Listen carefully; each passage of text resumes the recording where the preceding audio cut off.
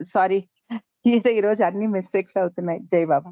మనం గత కొన్ని రోజులుగా 'గ్రోయింగ్ అప్ విత్ గాడ్' అన్న పుస్తకాన్ని చదువుకుంటూ ఉన్నాం. ఈరోజు మన ఈ పుస్తకం ఆహ్, ఆహ్, నా ప్రకారం ఈరోజు అయిపోవచ్చని అనిపిస్తోంది. ఒకవేళ కాలేదంటే ఒక 4, 5 పేజీల వరకు మిగిలిపోతే రేపు మళ్ళీ చదువుకోవడానికి ప్రయత్నం చేద్దాం. రేపటితో ఈ బుక్కు అయిపోతుంది. బాబా జనవరి 31వ తారీఖున శరీరం విడిచిపెట్టిన తర్వాత బావు పూర్తిగా నిస్తేజంగా, అచేతనంగా ఉండిపోయేవాడు. ఎవ్వరితోనూ మాట్లాడేవాడు కాదు.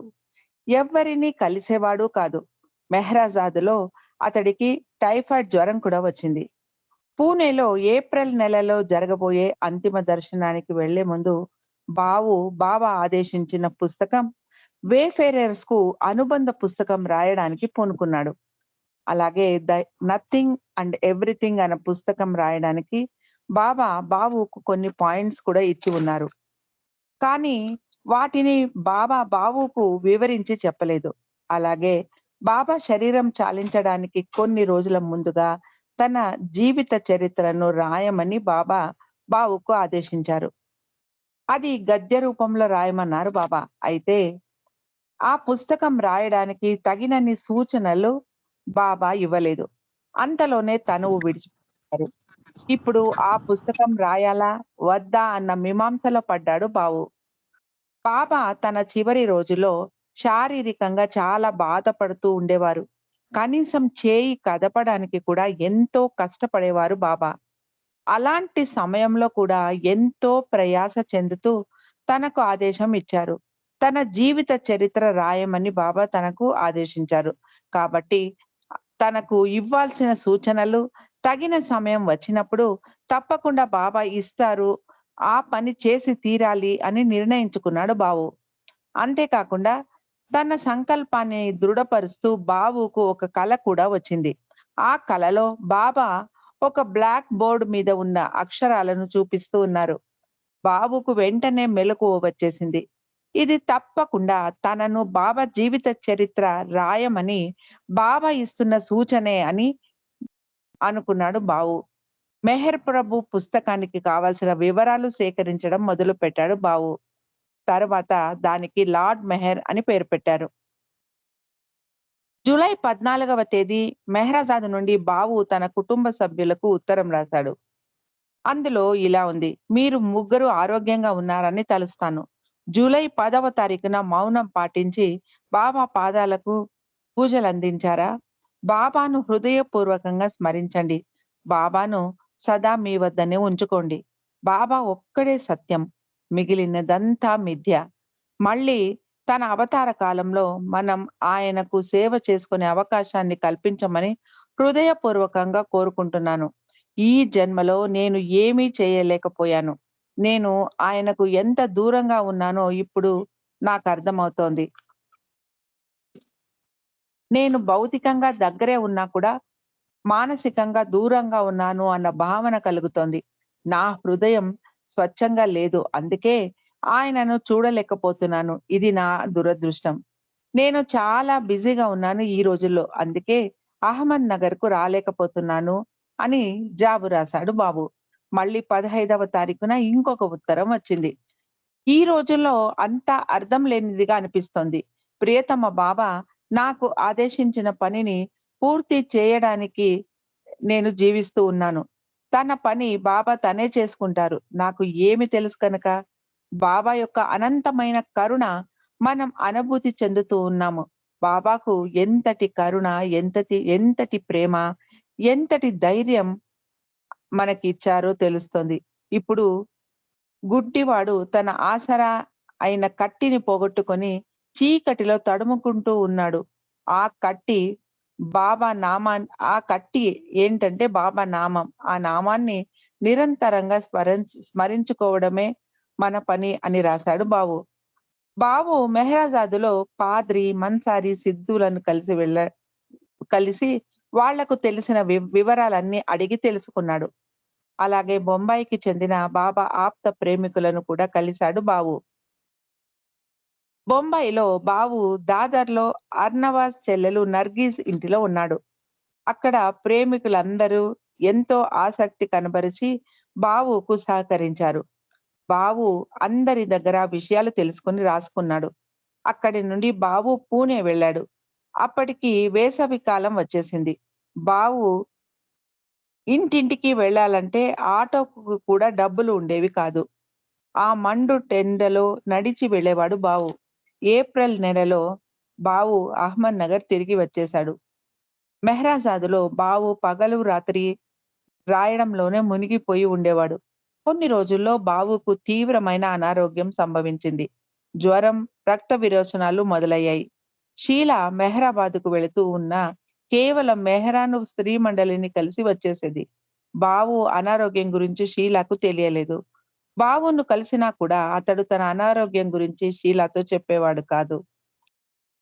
ఆరోగ్యం అంతగా బాధించినా బావు మెహ్రాజాద్ వదిలిపెట్టి రావడానికి అంగీకరించలేదు. డబ్బుకు కూడా అప్పుడు ట్రస్ట్‌లో చాలా కష్టంగా ఉండేది. రమాను కూడా తన పుట్టింటికి వెళ్లి జీవించమని ప్రతిపాదన ఉండేది. బావు ఈ విషయాలను ఏమీ పట్టించుకోకుండా బావ జీవిత చరిత్ర రాసుకుంటూ ఉండేవాడు. బావు ఆహారం తినడం మాని కేవలం టీ మాత్రమే తాగేవాడు. షీల ఎందుకలా అని నిలదీయడంతో బావు డబ్బు ఆదా చేయడానికి అలా చేస్తున్నాను అని చెప్పాడు. తన పని పూర్తి చేయడానికి తనకు తగినంత డబ్బులు ఉంటే పేపర్ కొనడానికి ఉపయోగపడుతుంది అనుకున్నాడు బావు. మెహర్‌నాథ్ మరియు షీలా కూడా తమకు ఇచ్చిన డబ్బును ఆదా చేసి పేపర్ మరియు ఇంక్ బాటిల్స్ కొని తెచ్చి బావుకి ఇచ్చేవారు.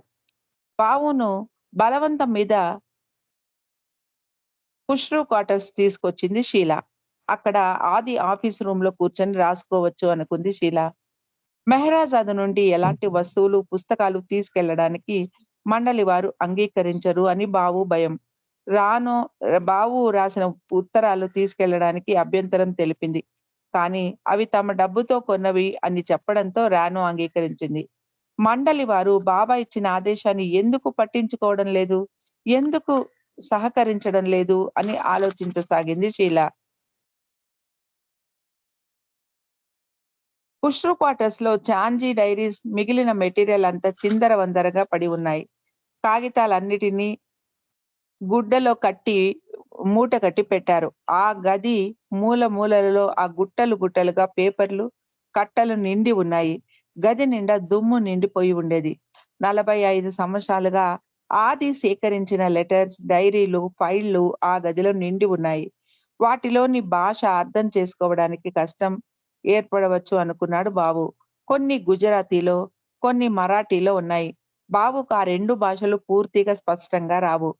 ఆ రోజుల్లో చాంచీ దగ్గర కూడా తగినంత డబ్బు లేనందున, అతడు మంచి కాగితాలు లేనందున, ఏదో తన దగ్గర ఉన్న వాటితో సరిపెట్టుకున్నాడు.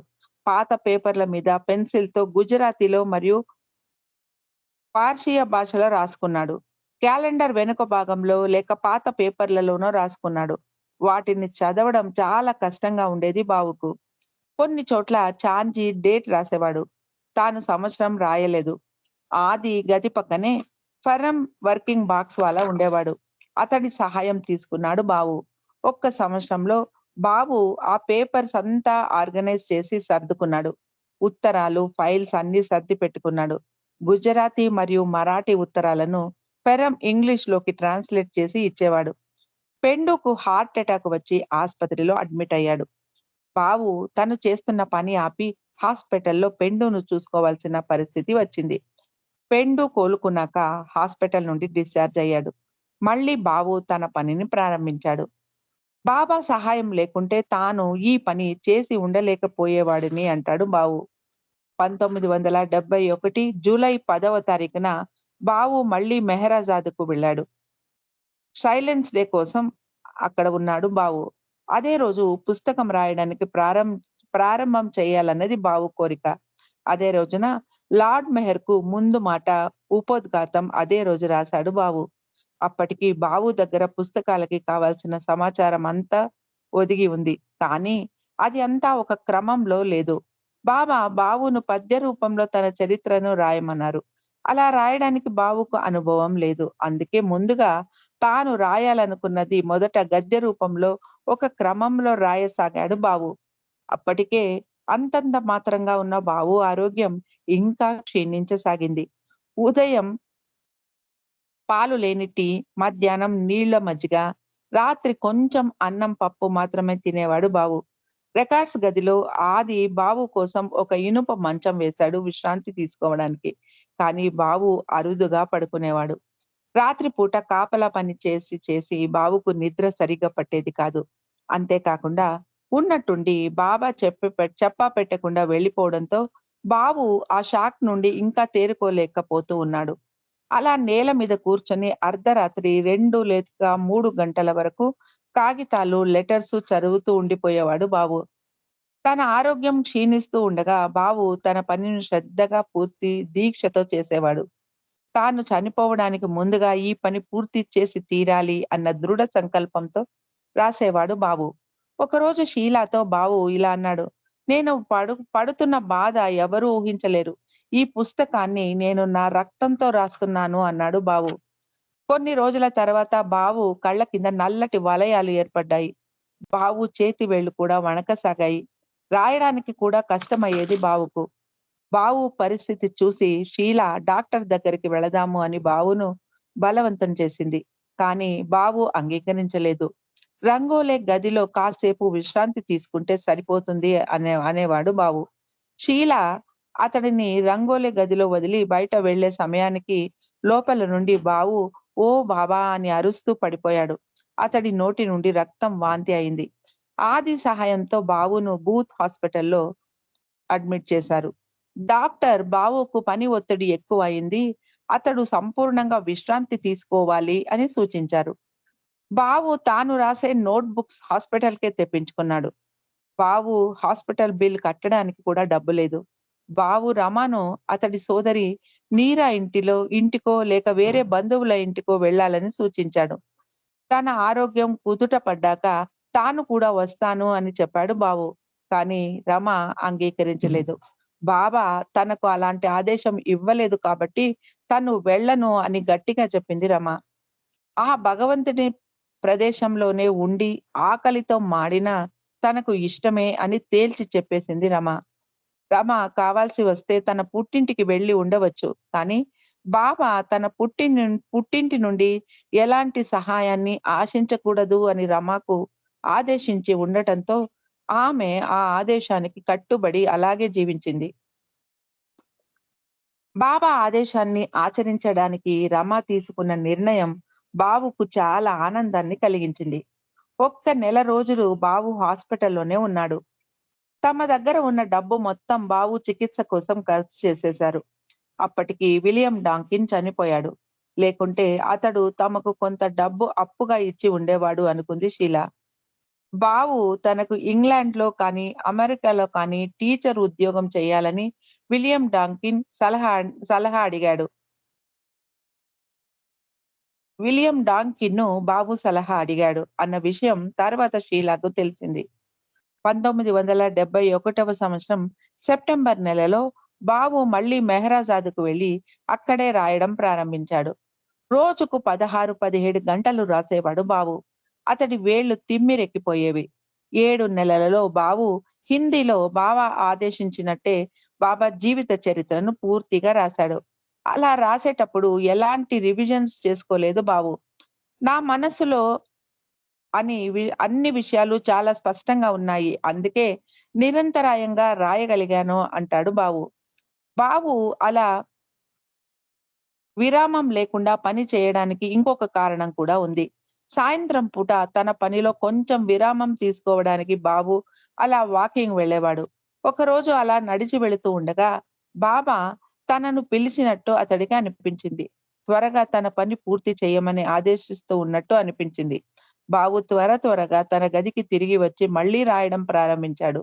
తన పని పూర్తి అయ్యే వరకు అంటే బాబా జీవిత చరిత్రను పూర్తిగా రాసే వరకు బాబు మళ్ళీ వాకింగ్‌కు కూడా వెళ్ళలేదు.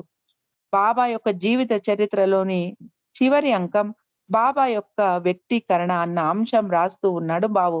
బాబా తను ఆ విషయం బాబుకు వివరిస్తాను అని చెప్పి దాన్ని వివరించకుండానే శరీరం విడిచిపెట్టేశారు. అందుకే ఇప్పుడు ఏమి రాయాలో బాబుకు స్పష్టత లేదు. బాబు ఇలా అన్నాడు. నా చేతిలో పెన్ను ఉంది. ఏమి రాయాలా అని నేను ఆలోచిస్తూ ఉండగా, ఉన్నట్టుండి పెన్ను కింద పడి 2 ముక్కలైపోయింది. ఇలా జరగడంతో బాబా తనను ఇంకా రాయడం ఆపేయమంటున్నారేమో అనుకున్నాడు బాబు. తర్వాత బాబు పద్య రూపంలో బాబా జీవిత చరిత్రను రాయడం ప్రారంభించాడు. తనకు రాయడానికి శక్తిని ఇవ్వమని బాబాను వేడుకున్నాడు బావు. ఆ రాత్రి చాలా సమయం వరకు లేచి ఉన్నాడు బావు. బాబా తన జీవిత చరిత్రను పద్య రూపంలో రాయమని ఎందుకు ఆదేశించారు అని అనిపించసాగింది బావుకు. తను అవసరమైన సూచనలు కూడా ఇస్తాను అన్నారు బాబా. కానీ ఏమీ ఇవ్వటం లేదు అని ఆలోచించసాగాడు బావు. సడెన్‌గా బావుకు ఏదో స్ఫూర్తించినట్టు పరుపు మీద నుండి లేచి రాసుకోసాగాడు. మరుసటి రోజు మే 1వ తారీఖున అంటే 1972వ సంవత్సరం బావు హిందీలో బాబా జీవిత చరిత్ర 'మెహర్ దర్శన్' రాయడం ప్రారంభించాడు. మళ్ళీ నిరంతరాయంగా రాయడం ప్రారంభించాడు బావు. అది రాయడానికి 20 సంవత్సరాల పైనే పడుతుంది అనుకున్నాడు బావు. కానీ ఆశ్చర్యకరంగా 25,000 లైన్‌లు కలిగిన ఆ పుస్తకాన్ని బావు కేవలం 3 నెలల 20 రోజుల్లో పూర్తి చేయగలిగాడు. బాబా తనకు డిక్టేట్ చేసి ఉన్న విషయాలను సంకలనం చేసి 'ద నథింగ్ అండ్ ఎవ్రీథింగ్' అన్న పుస్తకాన్ని 5 నెలలలో రాయగలిగాడు బావు. అలాగే 'let us go to Meherabad', 'the new life' అన్న పుస్తకాలతో పాటు 'ద ఏన్షియంట్ వన్' అన్న నాటకాన్ని కూడా రాశాడు బావు. బాబా భౌతిక శరీరంతో ఉన్న సమయంలో బావు ప్రతిసారి ఏదో ఒక కొత్త విషయాన్ని రాసేవాడు. బాబా దాన్ని చదివించి విని ప్రింటింగ్‌కు పంపించేవారు. 1973 జనవరి 13 బావు పుట్టినరోజు. అప్పటికి బావుకు తన జీవిత చరిత్ర రాయమని ఆదేశించి 4 సంవత్సరాలు గడిచిపోయాయి. పూర్తి అయిన పుస్తకాన్ని బావు మండలి హాలులో బాబా కుర్చీ ముందర పెట్టాడు.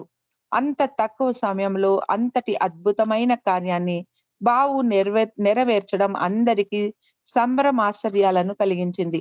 కొంతకాలానికే అవతార్ మెహర్ బాబా ట్రస్ట్‌కు బావు ట్రస్టీగా అయి ట్రస్ట్ పనిలో విరామం లేకుండా కృషి చేశాడు. ఇదే సమయంలో రమ ఆరోగ్యం కూడా క్షీణించింది. 1971 మే 12వ తేదీ షీలా పుట్టినరోజు నాడు రమ మెహరాజాద్‌కు వెళ్ళాలని చెప్పింది. కానీ షీలాకు మాత్రం మెహరాబాద్‌కు వెళ్ళాలని ఉంది. బాబా శరీరం విడిచిపెట్టిన తొలి రోజుల్లో రమాకు మెహరాజాదులోనే బాబా యొక్క హాజరు ఎక్కువగా అనుభూతి కలిగేది. అందుకే రమ మెహరాజాద్‌కు వెళ్ళాలి అని అనుకుంది. ఆ రోజు షీలా, మెహరా ఇద్దరూ మెహ్రా గదిలో మాట్లాడుతూ ఉండగా రమాకు హార్ట్ అటాక్ వచ్చింది. రమాను బావు గదిలో పడుకోబెట్టారు.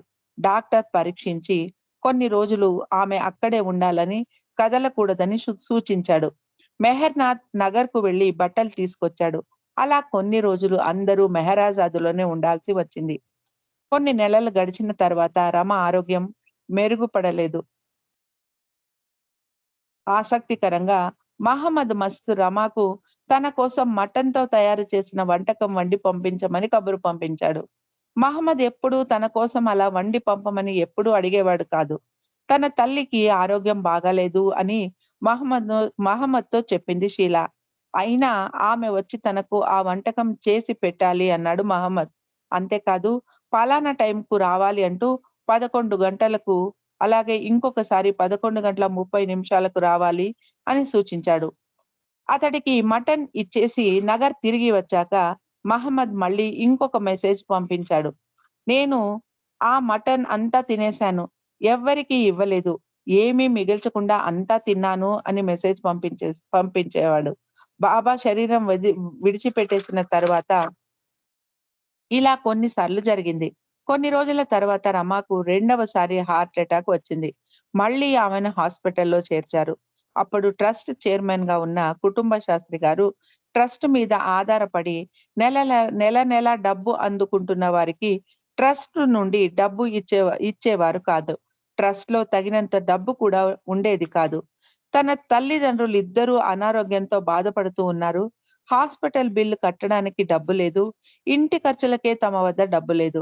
స్కూల్ ఫీజు, పాల బాకీ, ఇంటికి కావాల్సిన సరుకులు కొనడానికి ఉన్న డబ్బు సరిపోయేది కాదు. అందుకని తన వద్ద ఉన్న కొంత బంగారం అమ్మేసింది షీల. ఇప్పుడు హాస్పిటల్ బిల్ ఎలా కట్టాలి అన్నది సమస్య. తమకు పరిచయం లేని అమెరికన్ బాబా లవర్ జిమ్ మేయర్ అన్న అతడు రమా ట్రీట్మెంట్ కోసం డబ్బులు కొంతమంది దగ్గర కలెక్ట్ చేసి ఇచ్చాడు. అది సరిగ్గా హాస్పిటల్ బిల్లుకు సరిపోయేంతే ఉంది. బాబా ఆదేశం ప్రకారం షీల ఆయుర్వేదిక్ మెడికల్ కాలేజ్‌లో చేరింది. రమాకు ఆరోగ్యం బాగా లేనందున ఇంటి పని, వంట పని మొత్తం షీలయే చేసి కాలేజ్‌కు వెళ్ళేది. మెహ్రాజాద్‌లో కూడా పరిస్థితి బాగాలేదు. ఏరోజ్ రమాను పిలిచి తిరిగి తన పుట్టింటికి వెళ్ళిపోవడమే ఉత్తమం అని సూచించాడు. రమాకు తన పుట్టింటికి వెళ్ళాలని లేదు. అంతేకాదు తన పుట్టింటితో రమ పేరు మీద ఉన్న ఆస్తిని అమ్మితే కొంత డబ్బు వస్తుంది కదా అని ఎరుజ్ సూచించాడు. మెహ్రా కూడా రమాతో అలా చేస్తే బాగుంటుంది అని సలహా ఇచ్చింది. బాబా రమాను పుట్టింటి ఆస్తిని వాడుకోకూడదని ఆదేశించారు. ఆ విషయం మెహరాకు వివరించింది రమ. ఆ విషయం తెలిసి మెహరా చాలా చింతిస్తూ, అయ్యో! బాబా ఆదేశాన్ని ధిక్కరించే సలహా ఇచ్చాను. నాకు అసలు ఆ విషయమే తెలియదు. బాబా మాట ధిక్కరించి శిక్షకు గురి అయ్యేవారం అక్కడికి వెళ్ళకు అని చెప్పింది మెహరా. అప్పుడు నానా కేర్ బాబా సమాధి కేర్ టేకర్‌గా ఉండేవాడు. అప్పుడు మెహ్రాబాద్‌లో అతడు ఉండటానికి క్వార్టర్స్ లేవు. అందుకని 6 నెలలు నానా కేర్ ఖుష్రు క్వార్టర్స్‌లో ఉండేవాడు. అతడి కోసం దిగువ మెహ్రాబాద్‌లో గది కడుతూ ఉన్నారు. ఆ 6 నెలలు అతడు బావు ఇంటిలోనే భోజనం చేసేవాడు. ఇది కూడా అదనపు భారమే అయ్యింది వీరికి. చాలా కాలం క్రితం బాబా ఆదేశం మేరకు నాన్న బ్యాంకులో షీలా మరియు నానా కేర్‌ల పేరు మీద జాయింట్ అకౌంట్ ఓపెన్ చేశాడు. అందులో కొంత డబ్బు ఉంది. దాన్ని వాడదాము అని షీల నాన్నను అడిగింది. అది తన తాతగారు ఇచ్చిన డబ్బు అనుకుంది షీల. కానీ ఆ డబ్బు నాన్న బాబాకు కానుకగా ఇచ్చిన డబ్బు. బాబు ఆ డబ్బును వాడుకోవడం కుదరదు. అది వేరే పని కోసం ఉంచిన డబ్బు అని చెప్పాడు. అది బాబా షీల పెళ్లి కోసం దాచిన డబ్బు. కానీ ఆ విషయం బావు షీలకు చెప్పలేదు. బావుకు కొన్ని విషయాలు వివరించి చెబుతాను అని బాబా గతంలో చెప్పేవారు. కానీ అవేవి చెప్పకుండానే బాబా వెళ్ళిపోయారు. బావు రాసేటప్పుడు ఆ విషయాలను ఇప్పుడు బావు చేయి పట్టుకొని రాయించినట్టుగా బాబా చేయి తనకు కనిపించేది అంటాడు బావు. మొత్తమంతా తేట తెల్లంగా నీకు అర్థమవుతుంది అని బాబా బావుకు చెప్పి ఉన్నారు. బాబా జీవిత చరిత్ర రాయడానికి విషయాలను సంగ్రహించడం ప్రారంభించిన రోజుల్లో ఒకసారి బావు స్పృహ తప్పి పడిపోయాడు. ఆ సమయంలో బాబా ప్రత్యక్షమై ఆ పుస్తకం రాయడానికి శక్తి ఇచ్చారు. ఆ పుస్తకం లార్డ్ మెహర్ రాస్తున్న సమయంలో బాబా చాలా సార్లు తనకు కనిపించారు అంటాడు బాబు. ప్రతిసారి త్వరగా పూర్తి చెయ్యి అని తనకు హెచ్చరించేవారు బాబు బాబా. బావు కుష్టు క్వార్టర్స్‌లో పుస్తకం రాసేటప్పుడు షీల అర్ధరాత్రి 2 గంటల సమయంలో కావాలని బావు గదిలోకి వెళ్ళేది. ఒకవేళ బాబా గనుక బావు గదికి వస్తే తనకు కూడా కనపడతారేమో అన్న ఆశ ఉండేది షీలాకు. ఒకసారి బావు తనకు ఆకాశం అన్న పదానికి సమాన అర్థం గల ఇంకొక పదం కావాలి అని అడిగాడు. షీలా డిక్షనరీ అంతా గాలించి ఒక లిస్ట్ తయారు చేసి మరునాడు బావుకు చూపించింది. బావు తనకు అది అక్కరలేదు. గత రాత్రి బాబా తనకు సహాయం చేశారు అంటూ తను రాసిన పారాగ్రాఫ్ చూపించాడు. ఆశ్చర్యంగా ఎంతో అద్భుతంగా ఉంది ఆ కవిత. అంత మంచి భాషను ఉపయోగించి పదాలు కూర్చి రాశాడు బావు. బాబా నాకు సహాయాన్ని అందించారు అన్నాడు బావు. బాబా ఎలా చెప్పారు అని అడిగింది షీల.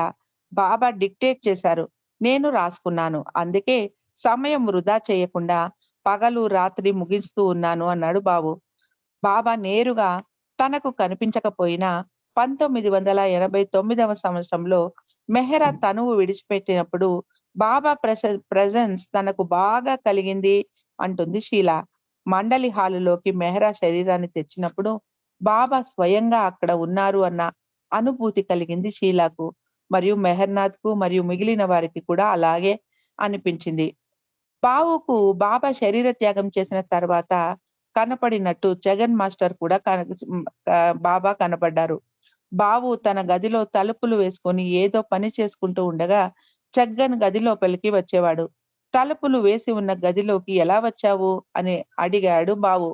అలా లోపలికి నేను ప్రవేశించగలను. అది నాకు సమస్య కాదు అన్నాడు జగన్. అదే రోజున సాయంత్రం జగన్ మరణించాడు. కానీ ఆ విషయం అప్పటికి బావుకు తెలియదు. అలాగే ట్రస్ట్ వ్యవహారాల గురించి కుటుంబ శాస్త్రి గారికి మిగిలిన ట్రస్టీలకు తగాదాలు జరుగుతున్న సమయంలో శాస్త్రి గారి శరీరం బావు చేతులలో తేలుతూ ఉన్నట్టు అనిపించింది బావుకు. కొన్ని రోజులకే శాస్త్రి గారు మరణించారు. 1974 జూలై 2వ తేదీన అర్ధరాత్రి 2 గంటల సమయంలో ఎవరో పరిగెత్తుకుంటూ వెళుతున్నట్టు అనిపించింది. దొంగ అని గట్టిగా అరిచాడు బాబు. ఆ వ్యక్తిని తరమసాగాడు. అదే రోజు బొంబాయిలో నారిమన్ దాదాచాందీ మరణించాడు. 1980వ సంవత్సరంలో కూడా ఆది సీనియర్ ఆకారం బావుకు కనిపించింది. అదే రోజు ఆది మరణించాడు. జగన్ మరణించిన రోజు మహమ్మద్ తనకు బింగర్‌లోని జగన్ ఇంటికి తీసుకెళ్లమని పేచీ పెట్టాడు. జగన్ భార్య శాంతతో మాట్లాడాలని మహమ్మద్ పదే పదే చెప్పసాగాడు. కొన్ని రోజుల తర్వాత మెహ్రా ఆది కారులో మహమ్మద్‌ను జగన్ ఇంటికి పంపించింది. మహమ్మద్ శాంతను ఓదార్చాడు. ఏడవకూడదని ధైర్యం చెప్పి తిరిగి వచ్చాడు. ఇది చాలా ఆశ్చర్యకరమైన ప్రవర్తనగా తోచింది అందరికీ. ఎందుకంటే మహమ్మద్ ముందెన్నడూ అలా చేసి ఉండలేదు. కొన్ని రోజుల తర్వాత మహమ్మద్ రమాతో ఏకాంతంగా మాట్లాడాలని అడిగాడు. రమాను పిలవండి. ఆమెకు నేను ఏదో చెప్పాలి అని పాద్రికి చెప్పి పంపించాడు మహమ్మద్. అలా సాయంత్రం వరకు ఇదే పదే పదే చెప్పసాగాడు మహమ్మద్. తనకు రమ మటన్ వండి తీసుకురావాలని కూడా చెప్పాడు మహమ్మద్. రమకు ఆరోగ్యం బాగాలేదు. ఆమె నగర్ నుండి ప్రయాణించి బస్సులో రాలేదు అని పాద్రి మహమ్మద్‌కు సర్ది చెప్పబోయాడు. కానీ మహమ్మద్ పట్టు విడవకుండా లేదు ఇప్పుడే రమను బయలుదేరి ఇక్కడికి లేదు రమ ఇప్పుడే బయలుదేరి ఇక్కడికి వస్తుంది అని చెప్పాడు. అతడు చెప్పినట్టుగానే కాసేపటికి రమ బస్సు దిగి వచ్చింది. అంతవరకు అనారోగ్యంతో బాధపడుతూ ఉన్న రమకు మహమ్మద్ కోసం మటన్ వండగానే ఎవరో తీసేసినట్టు అనారోగ్యమంతా మటుమాయమైపోయింది. బాబా శరీర త్యాగం చేసిన 3 సంవత్సరాల వరకు మెహరాబాదులో, అహ్మద్ నగర్‌లో వాతావరణం చాలా డల్‌గా ఉండేది. ఎవ్వరికీ సంతోషం గాని, దేని మీద ఆసక్తి గాని ఉండేది కాదు. బాబా సమక్షంలో అనుభూతి చెందిన ఆనందం ఇంకెక్కడా లభించదు. షీల అసలు ఇలాంటి పరిస్థితి ఒకటి వస్తుంది అని ఊహించలేదు. తను జీవించి ఉన్న రోజులు బాబాతో హాయిగా, సరదాగా గడపవచ్చు అనుకుంది షీల. బాబా ఎప్పుడూ మీరు ఇలా నా పాదాల వద్ద కూర్చొని ఉన్నారు. మీరు ఎంత అదృష్టవంతులో, మీ తలరాత ఎంత ఉత్తమమైనదో చూడండి. ఈ అవకాశం మీకు ఎల్లప్పుడూ ఉండదు అని చెప్పేవారు. పెరిగే వయసులో షీల తన తండ్రిని అసలు తన వద్ద లేరు అన్న కొరతను అనుభవించలేదు. బాబా అంతగా ఆ బాధ లేకుండా చూసుకున్నారు. బాబు వచ్చి తమతో జీవించాలి అని షీల ఎప్పుడూ అనుకోలేదు. ఎలాంటి చీకు చింత లేకుండా జీవితం గడిచిపోతూ ఉండేది బాబా సమక్షంలో. ఏదైనా జరిగినా మరేం పర్వాలేదు. బాబాకు చెబితే బాబాయే చూసుకుంటారు అన్న ధీమా ఉండేది వారికి. చిన్న కష్టం వచ్చినా వెంటనే బాబా పాదాల వద్ద వాలిపోయేవారు. పాద్రి, విలియం, ఆది వీరెవరికో పురమాయించి తమ సమస్యను బాబా వెంటనే పరిష్కరించేసేవారు. తమకు స్వయంగా ఏమీ లేకపోయినా మెహర్ బాబా భౌతికంగా జీవించి ఉన్నప్పుడు తమకు అన్ని సదుపాయాలు ఉండేవి. కారు, పూణేలో బస చేయడానికి అన్ని ఏర్పాట్లు, ఖరీదైన బహుమతులు బాబా నుండి లభించేవి. ఎక్కడికి వెళ్ళాలన్నా వెంటనే కారు ఇంటి ముందు వచ్చేది.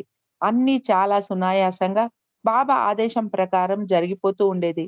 కానీ బాబా శరీర త్యాగం చేసిన తర్వాత షీలా జీవితం మొత్తం మారిపోయింది. ఒక్క అనాథలాగా మిగిలిపోయింది షీల. ఏదైనా నిర్ణయం తీసుకోవాలి అనుకున్నప్పుడు ఇది సరైనదా? కాదా? అన్న అనుమానం కలిగేది. ఇంతకు క్రితం ఎంత చిన్న నిర్ణయమైనా బాబాకు ఉత్తరం రాసి, సలహా అడిగి, బాబా ఎలా చెబితే అలా పాటించడం అంతే వారి పని. బాబా చింతించకు నేను ఈ విషయం గురించి నిర్ణయం తీసుకున్నాను. నువ్వు ఇలా చెయ్యి అని రాసి పంపించేవారు. షీల అలాగే చేసేది. షీల స్నేహితురాళ్లను గమనిస్తే వారు ఎప్పుడు ఎలాంటి నిర్ణయం తీసుకోవాలా అని తోచక చింతిస్తూ కనబడేవారు. కానీ షీలాకు అలాంటి అవసరం ఉండేది కాదు. నిర్దిష్టమైన నిర్ణయం బాబా నుండి అందేది. అది మంచిదా? చెడ్డదా? అని ఆలోచించాల్సిన అవసరం కూడా వారికి ఉండేది కాదు. బాబా ఆదేశించినట్టు పాటిస్తే అంతా సవ్యంగా జరిగి తీరేది. కానీ బాబా శరీరం విడిచిపెట్టేసిన తర్వాత షీలా ప్రపంచం తల్లకిందులైపోయింది. 24 గంటలు బాబా ఆదేశాల మీదే ఆధారపడి జీవిస్తూ ఉన్నవారు ఇప్పుడు ఏం చేయాలి? ఎలా జీవించాలి? ఏ నిర్ణయం తీసుకోవాలి? అన్నదే ఒక పెద్ద సవాలుగా మారింది. ఈరోజు ఇది వండుకొని బ్రేక్‌ఫాస్ట్ తినండి. మధ్యాహ్నం భోజనం ఇది తినండి. ఏ రోజు ఏమి వండాలి అన్న విషయం కూడా బాబాయే నిర్ణయించి పంపించేవారు. ఇప్పుడు ఎవరు మార్గదర్శకత్వం ఇస్తారు? స్కూల్లో ఏదో యాక్టివిటీ ఉండటంతో అందులో పాల్గొనాలా? వద్దా? అని బావును అడిగింది షీల. నాకు తెలియదు అన్నాడు బావు. ఆదిని అడిగితే నీకెలా అనిపిస్తే అలా చెయ్యి అన్నాడు. ఎప్పుడూ నేరుగా బాబాను అడిగి బాబా ఏది చెబితే అది చేయడం అలవాటైన షీలాకు ఇప్పుడు పరిస్థితులు భయం కలిగించసాగాయి. తరువాత షీలాకు ఒక విషయం బాగా అర్థమైంది. బాబా తన భవిష్యత్తుకు అనుగుణంగా చాలా సూచనలు ముందుగానే చేసి ఉన్నారు. వాటిని గుర్తు చేసుకొని జీవించడం అలవాటు చేసుకోవాలి. బాబా గతంలో రాసి పంపించిన నోట్స్ కొన్ని షీల భద్రంగా పెట్టుకుంది. ఒక్కొక్కసారి తన సమస్యకు వాటిలో సమాధానాలు లభించేవి. తమ జీవితాంతం సరిపోయేలాగా బాబా తమకు ఆ నోట్స్ ద్వారా సూచనలు ఇచ్చి ఉన్నారు అనుకుంది షీల.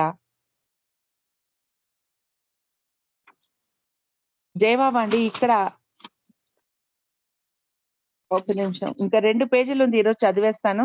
ఈ రోజుతోనే ఈ పుస్తకాన్ని మనం ముగించుకోవచ్చు. ఉదాహరణకు బాబా కొన్ని సూచనలు ఎలా ఇచ్చారంటే, షీలాను ఎప్పుడు స్టూడెంట్ స్ట్రైక్స్‌లో పాల్గొనకు అని ఆదేశించారు బాబా. 10 సంవత్సరాల తర్వాత షీలా కాలేజీలో ఉండగా స్ట్రైక్ జరిగింది. బాబా ఆదేశం మరిచిపోయి అందులో భాగవహించింది షీల. అయితే అప్పుడు బాబు ఆ విషయం షీలాకు గుర్తు చేయడంతో షీల ఆ స్ట్రైక్‌లో పాల్గొనడం మానేసింది. బాబా శారీరక త్యాగం చేయడానికి కొన్ని రోజుల ముందు మెహ్రాకు ఎదు ఎదురుత్తరం ఇవ్వకు అంటూ షీలా దగ్గర మాట తీసుకున్నారు బాబా. మెహ్రా ఏమి చెప్పినా నువ్వు ఆమె మాటకు ఎదురు చెప్పకు. మెహరాతో వాదించకు అని చెప్పారు షీలాతో. ఆ సమయంలో బాబా మాటలు షీల అంత గంభీరంగా తీసుకోలేదు. కానీ చాలా రోజుల తర్వాత ఏదో విషయానికి మెహరా షీలాను చాలా తీవ్రంగా మందలించింది. ఆమె మాటలు షీలాకు బాధ కలిగించాయి.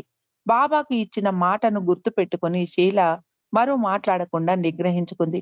ఒకసారి బాబాతో షీల ఇలా అంది. బాబా, మిమ్మల్ని ఎల్లప్పుడూ గుర్తుపెట్టుకోవడం కొంచెం కష్టంగా ఉంది. నేను చాలా బిజీగా, తీరిక లేకుండా ఉంటాను. స్కూలుకు వెళ్ళాలి, అందుకోసం తయారవ్వాలి. స్కూల్లో చదువుతూ, ఆటపాటలతో ఉంటూ వీటన్నిటితో మిమ్మల్ని గుర్తు చేసుకోవడం కష్టంగా ఉంది అని చెప్పింది. అందుకు బాబా ఇలా అన్నారు. "నువ్వు 24 గంటలు నా నామాన్నే స్మరిస్తూ ధ్యానం చెయ్యాలి అని నేనెప్పుడు చెప్పాను?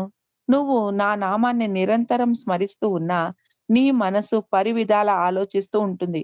నువ్వు ప్రేమతో నన్ను జ్ఞాపకం చేసుకోవాలి. ఒక్క క్షణం అలా చేసినా చాలు. కొన్ని క్షణాలు నన్ను రోజు తలుచుకుంటే చాలు" అంటూ బాబా శ్రీకృష్ణుడు నారదుడికి చెప్పిన ఒక కథను చెప్పారు ఆ సమయంలో. ఆ కథలో ప్రేమతో స్మరించుకోవడం ఎలా అన్నది వివరించారు బాబా. నువ్వు నీ పని మానుకొని నీ బాధ్యతలను విస్మరించి నన్ను తలుచుకోవాల్సిన అగత్యం లేదు అన్నారు బాబా. అందుకే ఎల్లప్పుడూ బాబాను స్మరించుకోవడానికి ప్రయత్నిస్తాను అంటారు షీల. రోజంతా బాబాను గుర్తు చేసుకోవడానికి ఎన్నో కారణాలు కనిపిస్తాయి. కాయగూరలు చూసినప్పుడు, వంట వండేటప్పుడు, బాబాతో జరిగిన సంఘటనలు, తను బాబా కోసం వంకాయ వండి తీసుకెళ్ళి ఇచ్చిన సందర్భాలు, మొదలైన వాటిని గుర్తు చేసుకుంటాను అంటారు షీల. బాబాతో మాట్లాడవచ్చు. మనకు నమ్మకము, విశ్వాసం ఉంటే వాటికి సమాధానాలు కూడా వినిపిస్తాయి అంటారు షీల. అవతార్ మెహర్ బాబా ట్రస్ట్‌కు ట్రస్టీ అయిన తర్వాత బాబు ఖుష్రు క్వార్టర్స్‌లో నివసిస్తూ డేవిడ్ ఫెన్స్టర్‌తో ఒకే గదిలో ఉండేవాడు బాబు. డేవిడ్ అమెరికా నుండి ఇండియాకు వచ్చి నివసించసాగాడు. 1978వ సంవత్సరంలో డేవిడ్‌తో షీలా వివాహం జరిగింది. మరుసటి సంవత్సరం షీలా చదువు పూర్తి అయింది. షీలా వివాహంలో నానా ఖేర్ బాబా ఆదేశం ప్రకారం దాచి ఉంచిన డబ్బును బహుమతిగా ఇచ్చాడు. సరిగ్గా 15 సంవత్సరాల క్రితం బాబా షీలా వివాహానికి ఆ డబ్బును దాయించారు. డేవిడ్, షీలా మెహ్రాబాద్‌లో జీవిస్తూ ఉన్నారు. వారికి అమన్, అదీం అన్న ఇద్దరు మగపిల్లలు. వారిద్దరూ అమెరికాలో జీవిస్తున్నారు. గతంలో బాబా షీలాను, "నువ్వు అమెరికా వెళితే ఏం తింటావు?" అని అడిగారు. ఆమెకు అమెరికాకు ఉన్న సంబంధాన్ని అప్పుడే సూచనప్రాయంగా తెలిపారు బాబా. షీల సంవత్సరానికి ఒకసారి అమెరికా వెళ్ళడం జరుగుతుంది. మెహర్‌నాథ్‌కు లా డిగ్రీ వచ్చింది. అతడి భార్య రాజ్, ఇద్దరు పిల్లలు జుబిన్ మరియు జతిన్ ఉన్నారు. మెహర్‌నాథ్ అహ్మద్‌నగర్ ట్రస్ట్‌కు ట్రస్టీగా పనిచేశాడు. రమ ఖుష్రు క్వార్టర్స్‌లో జీవనాన్ని సాగిస్తూ ఉంది. తమ జీవితాలకు బాబా పాదాల వద్ద సమర్పించిన ప్రేమతో రమ ధీమాతో అందరికీ ఇలా చెబుతుంది. ఆ భగవంతుడి దర్బార్‌లో స్థిరంగా, బాధ్యత కలిగి ఉండండి. మిమ్మల్ని తోసినా, లాగినా పట్టించుకోకండి. ఆ ఆధ్యాత్మిక నిధిని స్వంతం చేసుకునే రోజు ఎప్పుడో ఒకసారి వచ్చి తీరుతుంది. ఒక కవి ఇలా చెప్పాడు. "A life is full of longing. A death remembering his name. No matter how much I suffer. He alone is my aim." బావు నన్ను సదా పెట్టుకున్న జీవితమంతా తపన నిండి ఉన్న, ఎంత కష్టాలను అనుభవించినా అతడి అతడిని చేరడమే నా దీని అర్థం ఏంటంటే, ఈ ఈ పోయెమ్ యొక్క అర్థం ఏంటంటే, చావు నిన్ను సదా గుర్తుపెట్టుకున్నా, జీవితమంతా తపన నిండి ఉన్నా, ఎంత కష్టాలను అనుభవించినా అతడిని చేరడమే నా గమ్యం. రమ ఇలా అంటారు. నా స్వంత అనుభవం చేత నేను ఈ మాటలు రాశాను. కానీ ఇది అందరూ బాబా ప్రేమికులకు ఒక ప్రేరణ మరియు ఆంతరిక స్థైర్యం కావాలి. బాబా ప్రేమలో బెనకకుండా ఉండండి.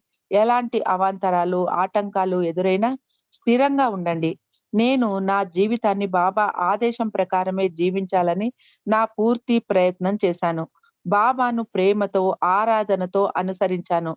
బాబా నాకు ఇచ్చిన ప్రతి ఆదేశాన్ని నేను ఆచరించాను అంటారు రమ. 2007 జనవరి 12న ధీరజ్ మరణించాడు. ఆ రోజు బాబా దర్శనం తనకు దొరికిందని ధీరజ్ ఆహ్, తన కుమారుడితో చెప్పాడు. ఇక ముగింపుకు వచ్చేసాము. ఎవరైనా నన్ను ఒక ప్రశ్న వేస్తూ, మెహర్ బాబాతో పెరుగుతూ ఉన్న సమయంలో నువ్వు నేర్చుకున్న అతి ముఖ్యమైన విషయం ఏమిటి అని నన్ను అడిగితే, నేను ఇలా సమాధానం ఇస్తాను అంటారు షీల. హానెస్టీ, నిజాయితీ. ఎందుకంటే నిజాయితీయే అంతా. బాబా శరీరం విడిచిపెట్టేసిన తర్వాత ఎన్నో కష్టాలు అనుభవించాము. కానీ బాబా మాకు సహాయాన్ని అందించారు. మమ్మల్ని శక్తివంతులుగా మార్చారు.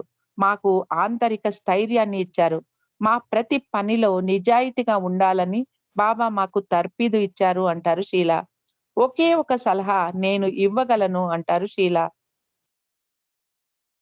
పాఠకులతో షీల ఇలా అంటారు. నిజాయితీగా ఉండండి. పరుల కోసం త్యాగం చేయండి. మీ పిల్లల కోసం, మీ తల్లిదండ్రుల కోసం, మీ బంధువుల కోసం, మీ స్నేహితుల కోసం. అప్పుడే మీరు సంతోషంగా జీవించగలరు. నిజాయితీగా ఉండండి. సంతోషంగా ఉండండి. ఆయనను తలుచుకుంటూ ఉండండి. ఆయన సహాయం తప్పకుండా లభిస్తుంది అంటారు షీల. జై బాబా అండి. ఇంతటితో ఈ పుస్తకం మనం ముగించుకోగలిగాం బాబా కృపతో. ఇన్ని రోజులు ఓపికగా విన్న మీకందరికీ కూడా ధన్యవాదాలు. అలాగే ఇందులో ఏదైనా తప్పులుంటే క్షమించమని నేను కోరుకుంటున్నాను. అందరికీ జై బాబా అండి. అవతార్ మెహర్ బాబాకి జై. అలాగే ఇంత చక్కటి అవకాశాన్ని మనకు బాబా ప్రసాదించారు కాబట్టే ఇది మనం చేయగలిగాం. కాబట్టి బాబాకు ధన్యవాదాలు తెలుపుకుంటూ అవతార్ మెహర్ బాబాకి జై.